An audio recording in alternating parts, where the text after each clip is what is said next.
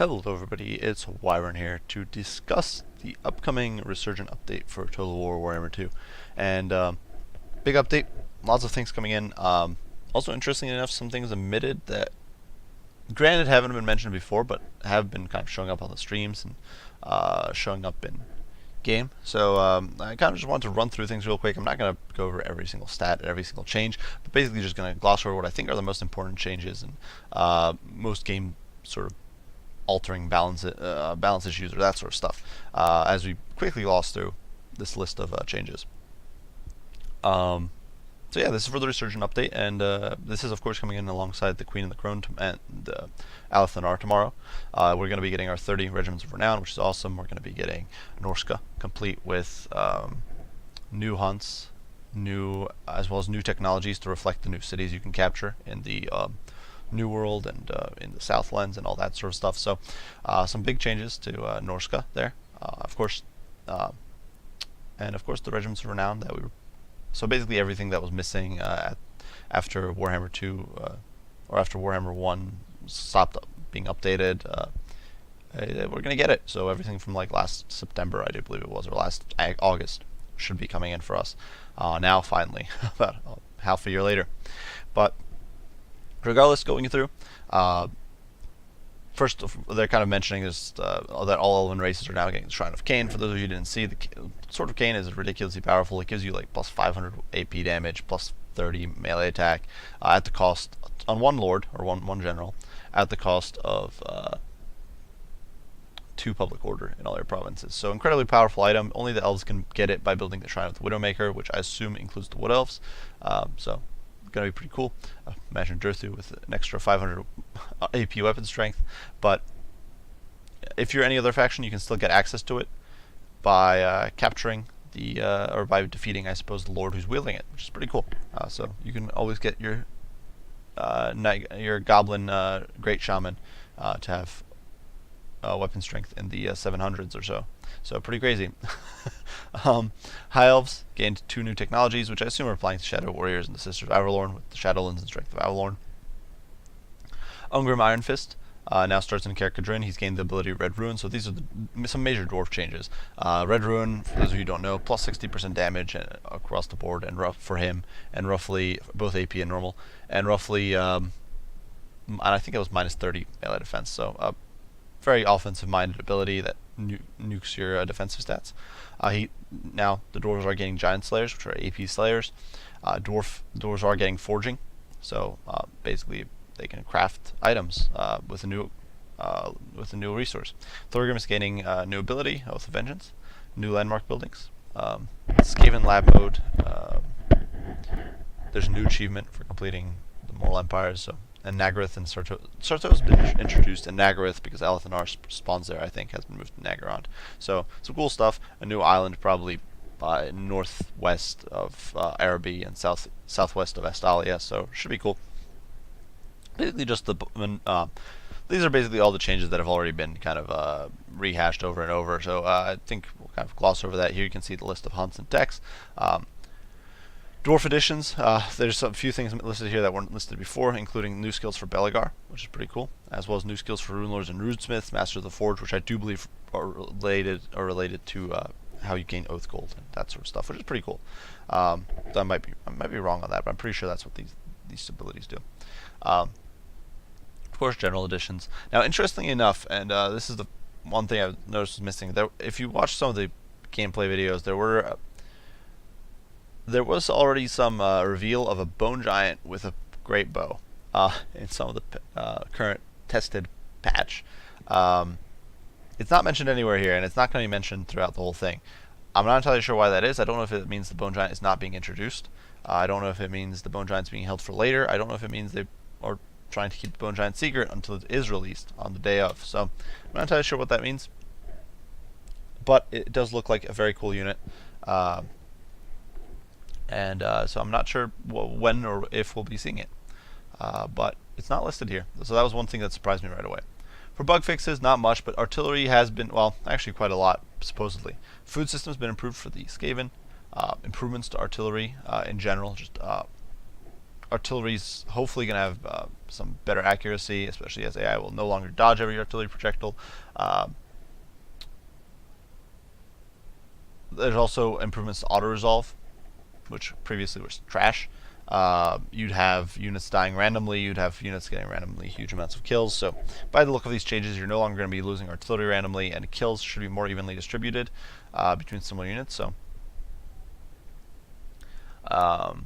hopefully we won't see any more Skaven slave slingers with 200 plus kills, is what this means. Warsack can also now build his Savage Rock building chain anywhere in a minor settlement, so that's pretty cool. And a final little thing is, well, actually there's a few little things. Ranged units are getting their fix, so they're no longer going to be wandering into melee. They don't have a clear line of sight, which was a previously huge problem. And legendary lords are not going to be recruitable when you confederate a faction, even if that lord is in a wounded state, which is awesome. Because previously you'd confederate a faction, and oftentimes the only reason that faction was willing to confederate is because they just got trashed in the battle and their lord was dead. So this, I think, is a big boost. Scrolling through, not much else to say there. Some end turn crashes. A big improvement for Wood Elves, who are now going to get both Wood Elf players and co-op will get the effect of the Oak of Ages, which previously meant that Oak of Ages basically meant one Wood Elf player was kind of screwed because they wouldn't get. And I think it was always Arquilon that didn't get the effects of Oak of Ages. So you could do a Wood Elf co-op, but it was incredibly difficult and incredibly unforgiving. So this is a big fix, I think. Also reductions in armor cost, but basically quality of life improvements overall. The grudges requiring assassination have been removed. Jurthu's gained Skewering Branch and Skin of the Wood, so that's plus 10 AP on Tree Kin, which is pretty awesome. Obliterate Undead affecting Tomb Kings. A rebalancing of Alberic's Yield of the Sea, because previously people would park Alberic in Marienburg and have him farm gold. This is actually something I recommended in my Bordello line, or in my Bordello and Bretonnia tutorial way back in Warhammer 1, that you should just park him in Marienburg and have him farm gold. Well, it's being nerfed apparently, or being changed, so it's pretty good probably for gameplay to make Bordello a little more of an active player after the early game. Mutant Iskits can no longer summon Waz, so overall this is basically just quality of life or logical changes. Foreign Karstein's having to destroy Empire, stuff like that. Death's Head monoliths can now be captured correctly by all race and Vortex map. Increased food gain from Skaven Ascendancy rate. So fixes to the food system, of course, for the Skaven, who will get more sources of food now.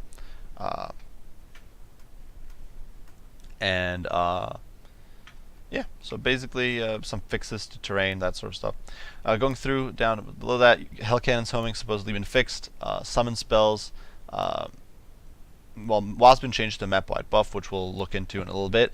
Summon spells have been that get interrupted during casting will no longer consume your use. I hope this extends to any spell with charges, or ability with charge, because currently if you get interrupted while trying to cast, say, Banishment as Volkmar, you lose the cast. If you get interrupted for any reason, and it's really frustrating and annoying. So I'm hoping that gets changed. Some changes to the Gobos battle stats. Some changes to graphics, but nothing too crazy there, I think, besides those previously mentioned. Usability improvements, so nothing, once again, nothing much to say here. A lot of it's affecting lab mode, fixing quality of life with your overgyrating shaman no longer triggering on turn 6 every time, which is nice. Basically fixes the rogue armies. Guardian abilities now ward save in an area, which I guess it wasn't correctly listed before. I thought it was. So basically just fixes to the way things are described.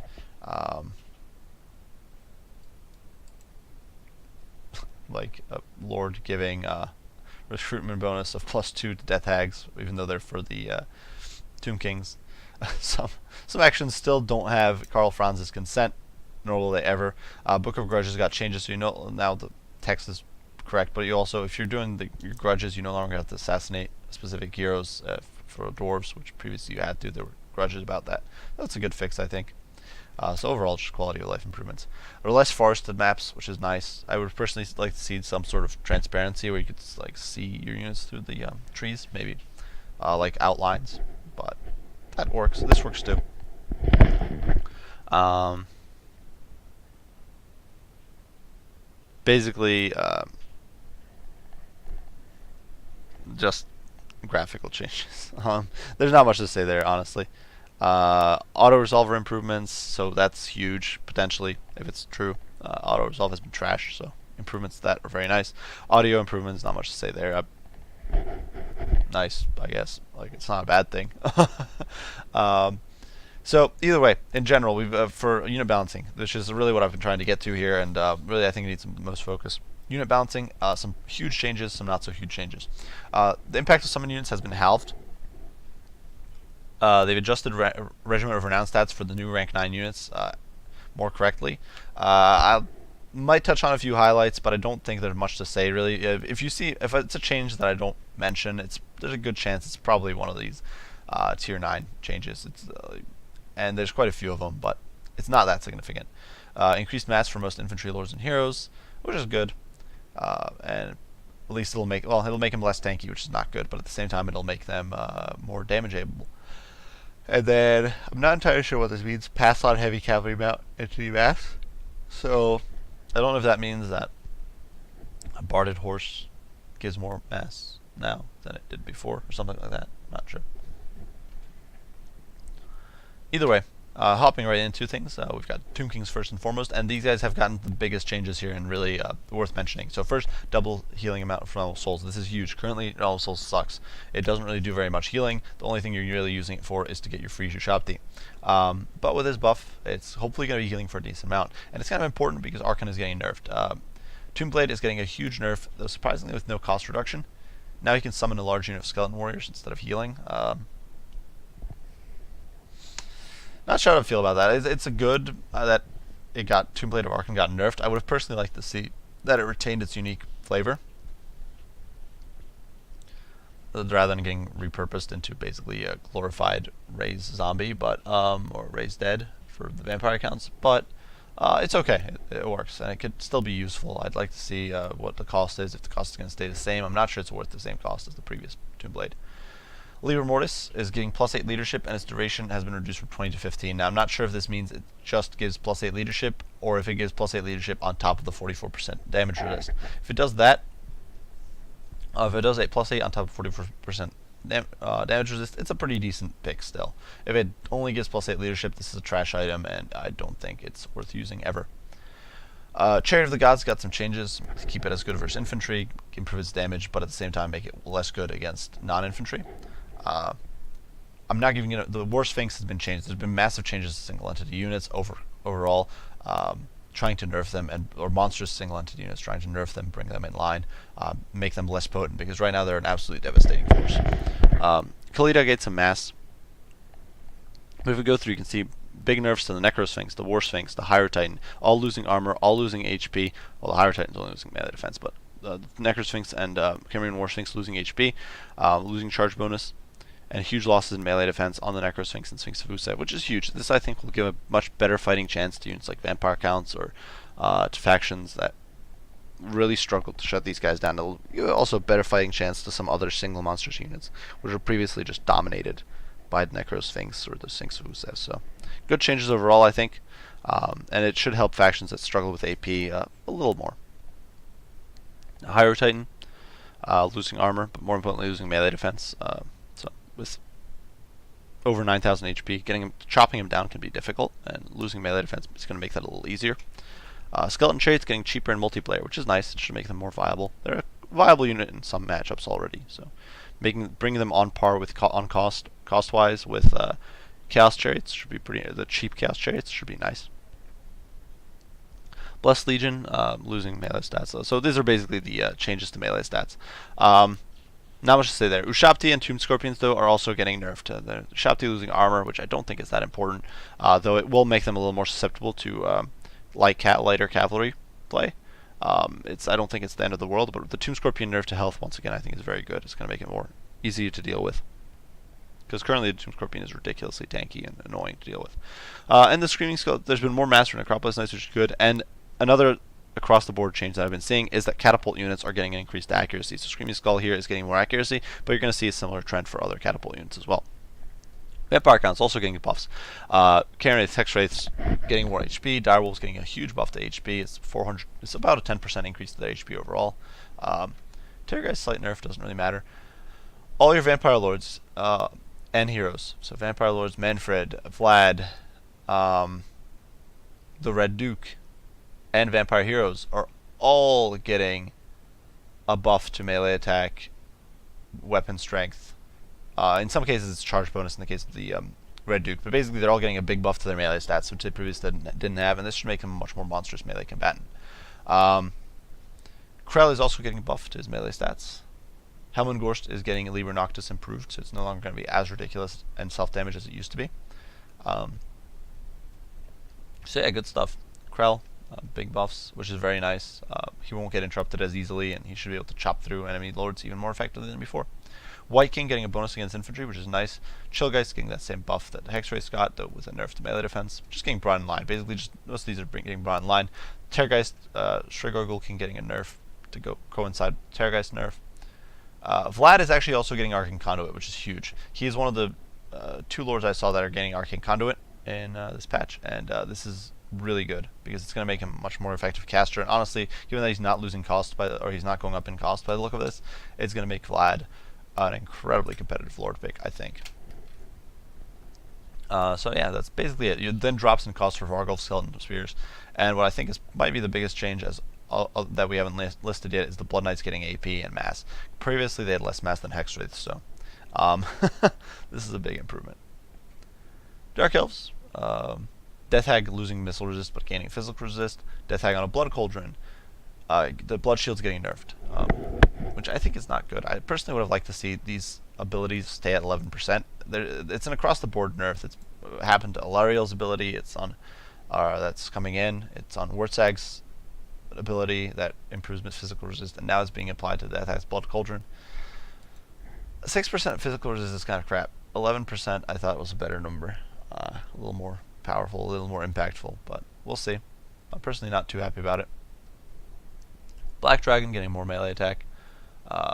Reduction in cost for Shades and Cold One Dread Knights. Cannon Assassin a little more useful. And probably the biggest change, I would say, well, the Hydra's getting fixed its breath aim, but Sorceress, Cold One is losing Primal Instinct, so I think that's a very good fix. Previously, the Cold One was trash because as a mount. It's still not going to be a good mount for her, but at least you can potentially put her on an AP mount, AP capable mount if you want. Whereas previously, it was, because of the Rampage, just was never worth it over a horse or Pegasus. I still don't think it's worth it, but I think it's a lot more valuable now than it used to be. Lizardmen, some gains to mass on foot, but Horned One's gaining a little bit of melee attack, so nothing too crazy there. But big nerfs to Carnosaurs across the board, losing charge, losing HP, around 400, 375 about to 400 HP lost for the dinos, for the Carnosaurs. Pterodons are getting nerfs. Both of the Pterodon mounts are now going to have a bigger projectile hitbox. This will make them far more susceptible to arrows, and it will going to make them even more susceptible to black powder than they already are. So definitely going to be pretty brutal for the Skinks, especially now that the Skink Chief is actually losing missile damage. So going to make him a lot weaker. Kroxigor's getting buffed, damage-wise, which I don't think is great. I think melee attacks or melee defense would be more of the way to go, but don't complain about a buff. Sar's Warriors are all getting a mass increase. Sar's Spears are getting melee defense, which is really nice. And Temple Guard some more mass. So some mass improvements, but mostly they're just focusing on those single entity buffs.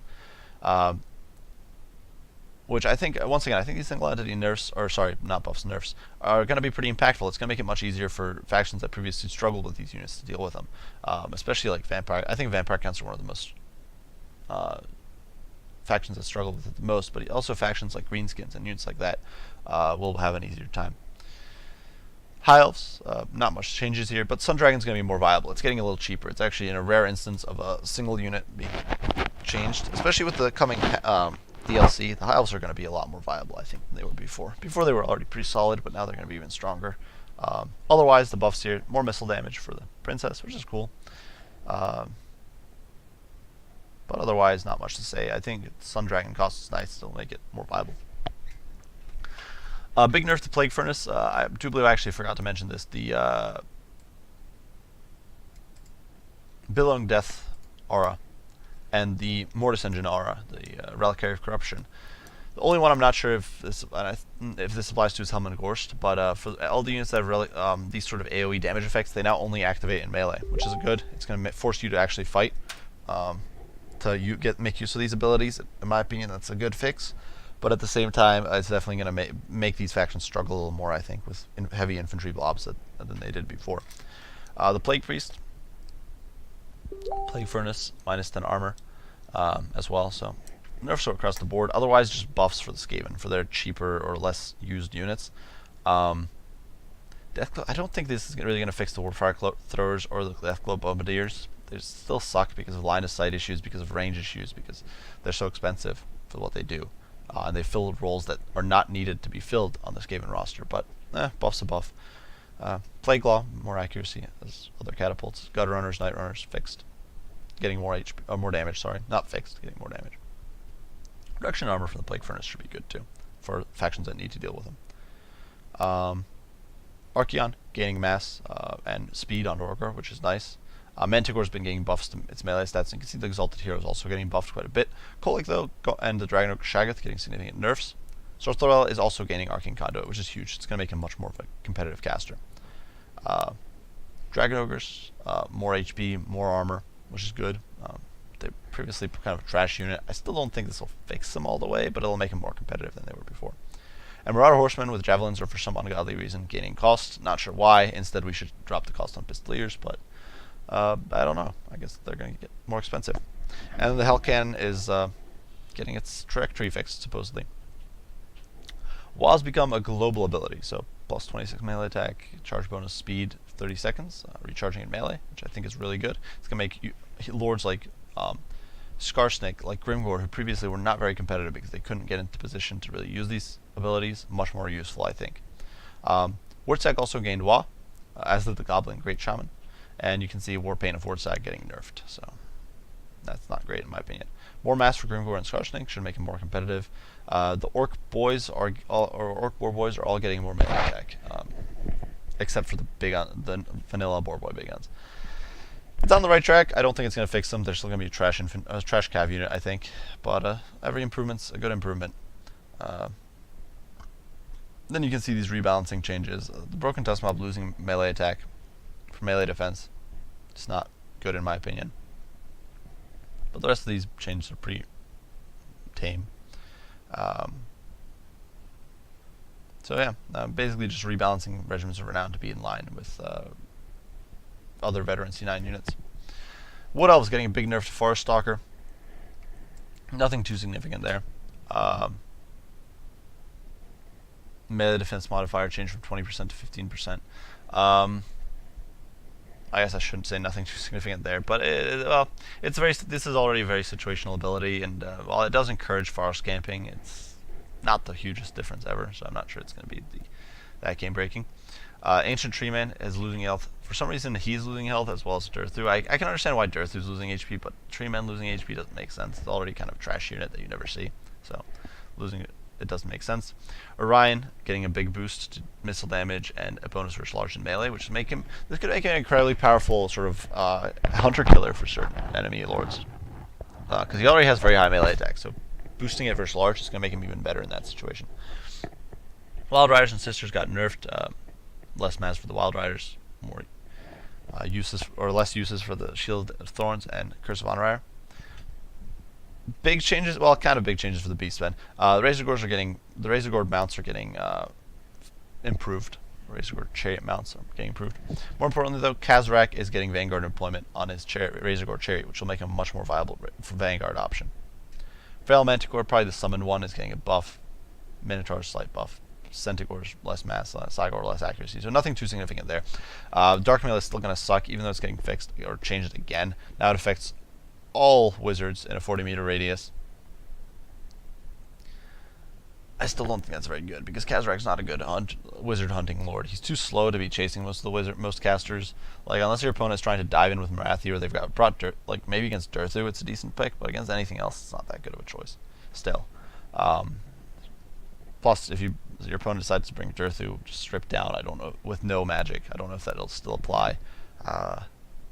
to him as a wizard. Empire, which is another faction that's getting huge changes here. Barfazar is getting changes to his mount. He can hide in woods, which is good, I guess. I didn't even realize he couldn't hide in woods before, because whenever I brought Balthazar, I would put him on Quicksilver. So that's a little surprising. Boris getting buffed to some stats, but nothing too crazy. Empire Wizards are getting the Channeling Staff switch to Scroll of Blast, which I'm not entirely sure what that does. We'll see. Karl gaining melee defense, which is much like Grimgor gaining melee defense, +3, buffing Old World Lords who are more offense oriented. Witch Hunter gaining immune to psychology, magical attacks, but losing Missile Pen, and Accusation has been limited to 3 max charges, which is really good. I think this is overall where the Witch Hunter should be. We'll see if it's too much of a nerf, but I think this is the right way to go. Empire Captain, Barded Warhorse on both Empire and Captain in general, getting a little more armor. Warrior Priest got a huge buff to armor, +35 armor is very good, but also came at an expensive higher cost. So we'll see how that plays out. Empire Heavy Cav, more mass, always good. Empire Shooting, some changes here. So more AP for crossbows, more AP and more base damage for handguns, which is huge. Should make Empire handguns much more powerful. Now, the artillery park for the Empire has been really trash before, and this is really what I want to focus on here. So, Great Cannon is getting increased accuracy, which I think is good, because currently the Empire Cannon is terrible, and depending on how significant this is, how comparable it is to Dwarf accuracy, this could make the Great Cannon much more viable. I'm going to need to do some testing. Steam Tank, huge buff to HP, less melee attack, but a huge bonus versus infantry. Decent buff. I still don't think it's fixing the Steam Tank. I still think the Steam Tank's not going to be great, because the Steam Tank's biggest problem is AP shooting, which 1500 HP isn't going to change. It's still going to get melt. It's 1 extra volley you can tank. I really think the Steam Tank should be getting a ward save. Its problem is that it loses its armor thanks to vigor loss. The problem is that it can get poisoned, none of which makes sense. Or vigor loss kind of does, I guess, because the crew gets tired. But the changes are very... there's other problems with the Steam Tank. They're just not being addressed here. And it's still very expensive. I still don't see too many reasons to ever fuel a Steam Tank, even with these buffs. Because you're not going to use it as a chariot, really. It still isn't going to have the melee stats to crush infantry like a chariot would. Luminarch of Ish getting a big buff, I think, because while it is losing some damage, it is gaining some ammo, so it's less burst, but more damage over time, which is good. But it's getting a lot cheaper, so minus 400 cost. It also now provides an RF protection and AoE ward save, which is nice, based on your remaining magic power, so pretty solid. And Locus of Ish now passively reduces enemy power recharge rate by 20% for each wizard in play. So that's really solid. Like, you can get this. Luminarchs seem to have gotten a big boost out of this, which I think is nice. Unlike the Steam Tank. Hammer of Witches getting some nerfs, or to its melee stats, which are irrelevant, but less cost as well, and increased accuracy, which is very good. Sunmaker. This is something I'm not... Drop-in cost is good. It's still not enough of a drop-in cost, in my opinion. But this doesn't make sense.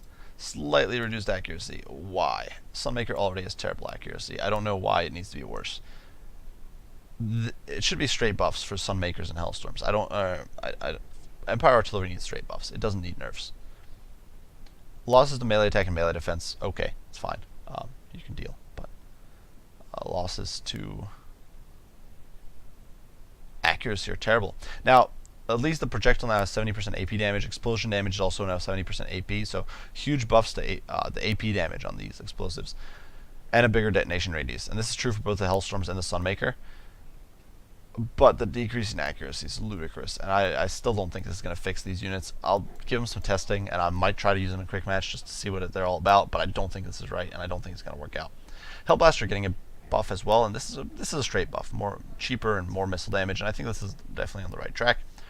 Then the changes to the Tier 9 units, or Level 9 units for Regiment of Renown. Sterling's Revenge is getting cheaper, though, which is nice. Silver Bullets gaining non-AP missile damage.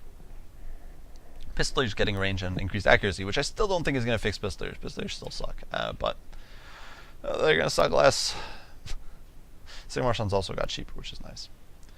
Dwarves gaining a new Oath of Vengeance ability, which allows him to reduce melee defense of an enemy unit, which is pretty cool.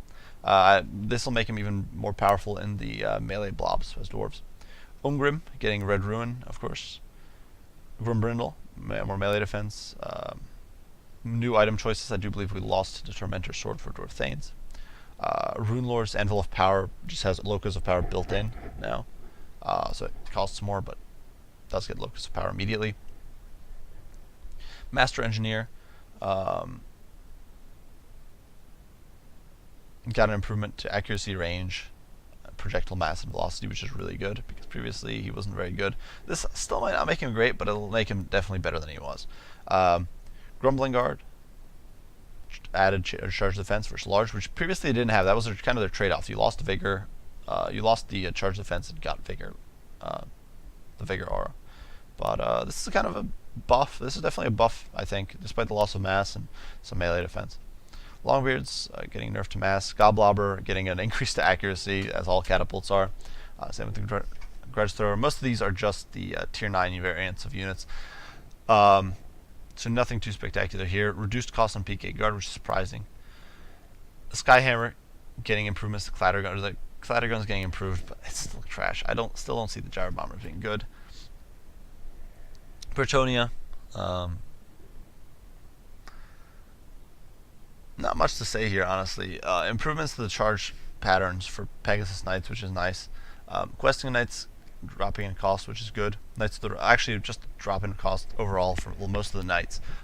Knights of the Realm also, actually maybe not most, but Knights of the Realm also dropping in cost. Trailer League dropping in cost, losing some HP, which is great. Battle Pilgrims and Foot Squires getting more HP. Trebuchet, of course, gaining accuracies. So all in all, not the greatest changes at all here, but some mass changes, and probably the most important thing is the drop in cost for Questing Knights and Knights of the Realm, which previously were very expensive for the Questing Knights, especially were very expensive for what they did. Finally, touching on abilities, real quick, not much to say here. Huge changes to missiles, I suppose, is really what it should come down to. Because Amber Spear, and this is probably the most nerfed one, and I'm kind of worried what this is going to do to my favorite Dawi killing strat, but losing huge amounts of AP damage on the missiles. And this is true for most of these, except Fireball. Most magic missiles are going to have, and I guess the Gates of Gork, are losing AP damage in exchange for base missile damage. It's true for Shem's Burning Gaze, it's true for Soul Quench, wherever that is. Or actually, that one's gaining AP. So some missiles, interestingly enough, some missiles are gaining a lot more AP. Some are, so it's missiles are either being focused to being AP or non-AP. And for some reason, I don't know why Amber Spear is non-AP. I think it's even described in the little text as more AP, but we'll see. Still going to be pretty potent, hopefully. Otherwise, it's basically just buffs to small spells. Fate of Buna has been nerfed again. It needs a rework, in my opinion. But it's been nerfed again. Stealth spells have been made cheaper. And then for other abilities, Forbidden Rod does less self-damage, which is good for the Chaos Warriors especially. Blood Statue of Spite has been nerfed. Bloodlust can now target self, and Guardian changed from 22% to 18% physical resistance. So it wasn't too much before, but that's not too much of a change. It's still decent. So definitely some big changes coming on. I could definitely see the nerfs to single target models, to single models, are definitely going to be useful, especially for factions that struggled with them before, like vampire counts and those units. I am not entirely sure. Oh, I guess I should mention one more thing. Hellebronze has a huge glitch right now. There's YouTube videos on it out there. I do believe Milk and Cookies Total War did a video of it. Where Cursed Blade is completely bugged, and it is incredibly broken right now, and Hellebron can annihilate entire units with minimal effort. So hopefully this gets fixed soon in a quick patch or a hot fix. If not, it makes Hellebron incredibly powerful on release. So there's probably going to be a lot of draft dodging against Dark Elves, I would assume. But otherwise, of course, we are getting all the new units with the DLC and the free LC. But I can definitely see this patch making some big differences, and especially with the way single targets are a lot weaker now. The way single model of foot lords are much harder to knock around. The big buffs to vampire counts and empire artillery will hopefully make a big difference. And of course, in campaign, things look very much nicer. So all in all, with the addition of Norska and all that stuff. So lots of fun, lots of good improvements. And yeah, I guess that's really. I guess that's it for this video. I apologize. It was a bit of a long one, but there's a lot to cover. There's a lot of content. I do hope you guys enjoyed, found informative, or enjoyed the view and my views, or I don't know, the information I'm delivering here. I don't know. So yeah, I hope you guys found informative. If you did, be sure to like and subscribe down below for additional content. As usual, guys, I do appreciate you for watching, and I will see you all in the next one. Bye for now.